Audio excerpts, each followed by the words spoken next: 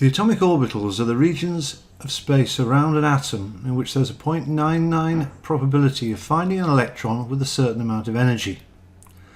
The actual shapes of the orbitals emerge from solutions of the Schrödinger's equation for the hydrogen atom, and the same shapes are applied to all of the other atoms. The rules for electrons going into these orbitals are fairly simple. Each orbital can house a maximum of 2 electrons, each with opposite spin. The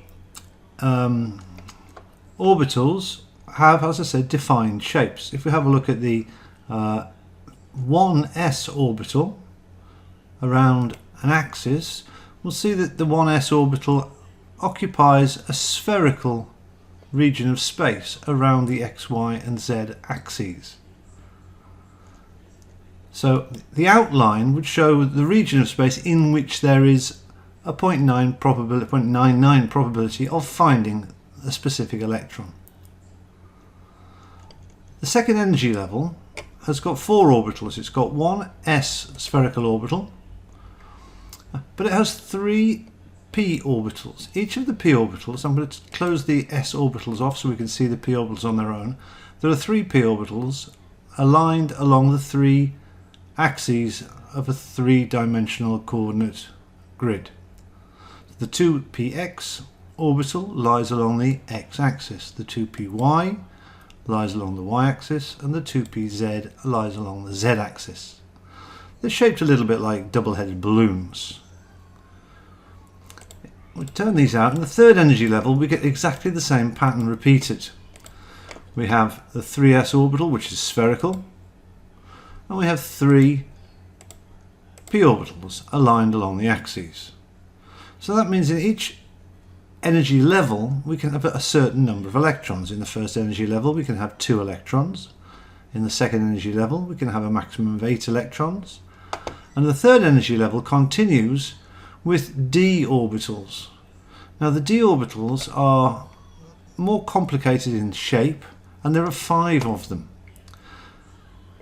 But before the d orbitals fill, we actually fill the s orbital, the 4s orbital, which is larger than the 3s orbital. In fact, if I get rid of the other pictures here, you'll see that the 4s orbital occupies a larger volume sphere. The 3d orbitals, we have a look at 3, there are 5 3d orbitals. There are 3 that are identical but occupy different regions along the axes. There's a dxy that occupies, it's a kind of four-headed balloon, and it occupies the regions between the x and the y axes. The 3dz is the same, sorry, the 3dxz occupies the regions between the x and the z axes, and the 3dyz between the y and the z axes. So these 3 orbitals are said to be degenerate because they have exactly the same orientation and shape. In fact, all of the orbitals are degenerate with the same energy until they have electrons in them. The 3d x squared minus y squared occupies regions of space along the x and y axis, and finally the 3dz squared is an orbital that lies only along the z-axis with a peculiar kind of node in the middle.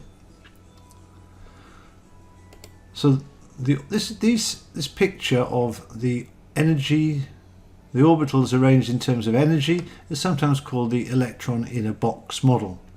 We could go on and put the electrons as pairs in each 1s, 2s, 2px, 2py, 2pz, and then fill up x, y, z. So we fill up the orbitals from the lowest energy out towards the higher energy orbitals.